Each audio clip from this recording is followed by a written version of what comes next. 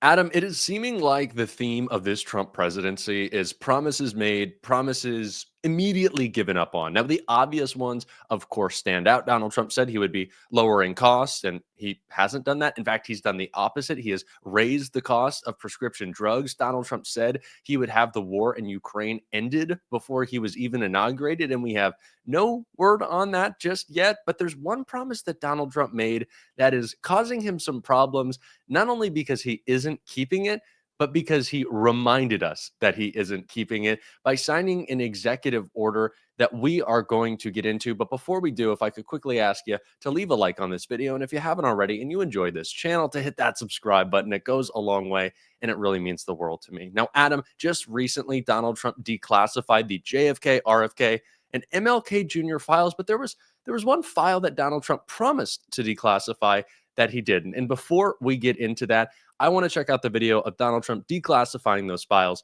because now it is completely backfiring on him. Okay. Lastly, sir, we have an executive order ordering the declassification of files relating to the assassinations of President John F. Kennedy, Senator Robert F. Kennedy, and the Reverend Dr. Martin Luther King Jr. That's a big one, huh? A lot of people are waiting for this for years, for decades.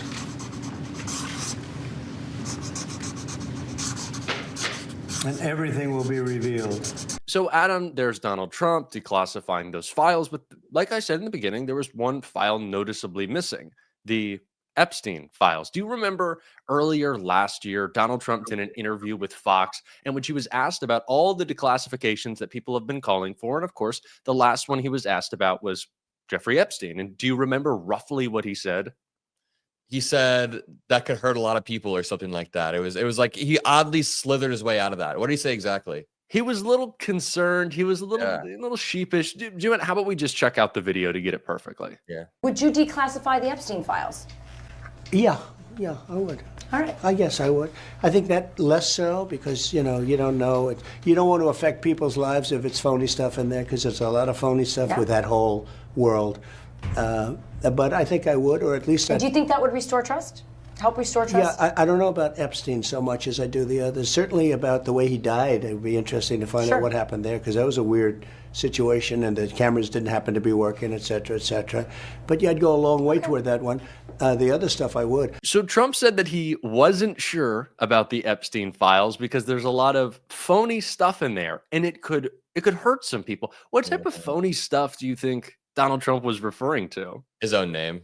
His own name. I think Donald Trump and Jeffrey Epstein, were they friends? Are there lots of photos of them? Are there close connections? Do you recall any of this, Adam? Because it seems like Donald Trump doesn't want anyone talking about it. Now he's brought it upon himself, of course, but do you remember any of this from the campaign? Not only are there a bunch of photos, but at the end of the campaign, there was a recording of Jeffrey Epstein from before he died, and it was like, Donald Trump is one of my best friends. He's one of my best friends ever. I think it's a great example of how we can put Republicans on the back foot for once.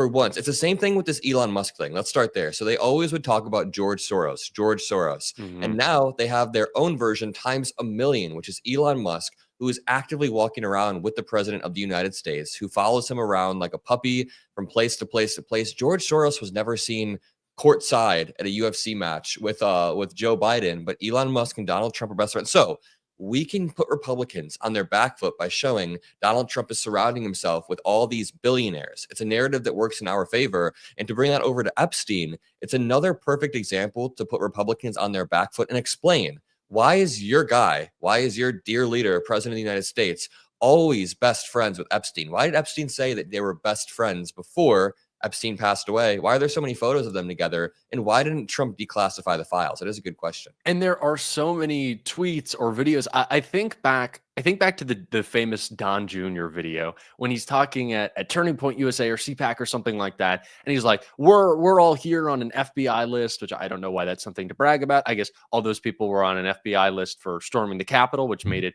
easier for Donald Trump to pardon 1,500 violent cop beaters. But then he says, well, the only list that we're not on is the Epstein list.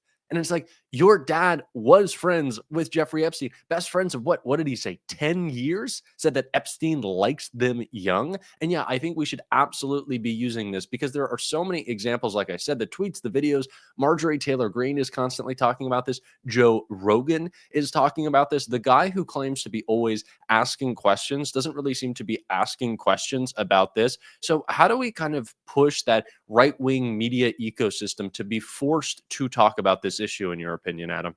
We just have to keep hammering home the fact that Trump declassified these files almost like picture a stage spotlight, and he used it to illuminate everybody else's faults, to illuminate all these other different files and terrible things people have done. Actually, nothing really came of it, but he tried to illuminate other stuff while conveniently dimming that same spotlight when it came to the Epstein files. And that kind of tells you there's something weird there. So I honestly, the just asking questions strategy works. It works really well. It's worked for Joe Rogan. It's worked for Tucker Carlson, where you don't actually have to say your conclusion, but you can sort of lead the horse to water, I guess. Yeah. You can sort of lead them to where they need to go and be like, isn't it odd that Jeffrey Epstein, the files were not declassified by Trump and he was best friends with Trump? I think that if you just ask those questions on certain platforms, you can draw enough doubt or suspicion, and it's just hammering it home relentlessly. The Republicans are really good at volume in their messaging. Republicans have a higher level of volume on digital media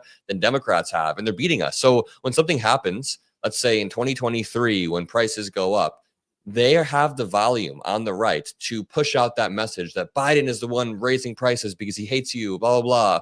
And we didn't have the volume or the infrastructure to push back. So I'd say it's a media problem too. Like, we need to have the volume to do this. Our politicians, they shouldn't be straight up conspiratorial like Marjorie Taylor Greene, but I think that if somebody But it's not a conspiracy when there's so many photos and there's so much evidence, right? It's not a conspiracy, and they should just ask questions. Our politicians should just ask the questions. Number one, why was Matt Gaetz's abuse covered up by Speaker of the House Mike Johnson? Or why were all of his things covered up by the Speaker of the House? When Republicans knew how bad it was. Marjorie Taylor Greene said if Republicans in the House were investigated in the way that Matt Gaetz was and all that stuff was revealed about them, like, all of them would have to resign. Like, she went out and said that. I'd love to see like a Democratic politician just come in with like a t-shirt of that photo, like printed on with Trump and Epstein. And there have been Democratic politicians, one in particular who stands out, and Jared Moskowitz, in calling this out. And so I want to check out a clip of Moskowitz recently doing that. From Georgia, I know is such an advocate for women's rights, as she mentioned, and is so concerned about grooming, and apparently we don't have any standards here anymore. Again, I just want to remind my colleagues, because, you know, I don't want them to forget about hypocrisy, okay? I don't want them to forget about hypocrisy. But, you know, Donald Trump was asked about Jeffrey Epstein, and when he was asked, he said, you know, Jeffrey likes him young. Well, how did the president know that? How did he know that Jeffrey Epstein likes him young? Perhaps some people are saying he was there, since you're so concerned, right? But again, I bring this up not to make jest. I bring it Point up. of order, Mr. Chairman. I bring it up. I thought we weren't going to interrupt. We're going to stop the clock. We did this with Ms. Green. State your point. Yeah, I'm just curious about the impugning of the former president's character. That I don't have to do that. He does that himself. Have we basically thrown that rule out? I'm just curious, or are we going to follow that rule? Would you accept a pornographic photo? Of Bill Clinton? Yeah, we suspended the rule to the current president, but we didn't suspend it to the former president. But. Oh, by the way, please, so you're making the point that we can disparage Joe Biden, but not Donald Trump. Please make that point to the American people. What Moskowitz did there is absolutely perfect. It's a great example of Democrats punching back. We need more political knife fighters, so to say. Like Jasmine Crockett is a great example of someone who's not afraid to get out there and really just pounce on Republicans. And we just need to show that Trump only champions transparency in the government when it's politically expedient or when it sounds good. He'll sell the idea of transparency. Oh, we need to declassify this and be more open about this, but only when it's expedient for him politically. So again, this is a good opportunity for Democrats to hold Republicans accountable for once, demand accountability. Republicans are always talking about law and order, but then they shield abusers. They empty our prisons. Trump is the one emptying the prisons. And then when Literally, there's an yes. actual sex offender in jail who died, then Trump conveniently doesn't declassify these files. And hey, we're just asking questions here. We're just asking questions. We're asking questions about why Bill Barr, who was the AG at the time, who had to step out of some cases related to Epstein, did not do so in 2019 either, did not want to talk about this, did not want to do any declassification. Again, we're not being conspiratorial. We're just asking these questions about these connections because the right wing has built up this media ecosystem. And Adam, I know you talk about it on your show all the time, but we have to just do away with this myth that it's this liberal media monolith and the libs are in control of everything when the biggest podcast in the world is Joe Rogan, or is it now Kylie Kelsey's podcast? I really hope it still is, but for the longest time it was Joe Rogan who had the biggest podcast. Fox is the most watched cable outlet.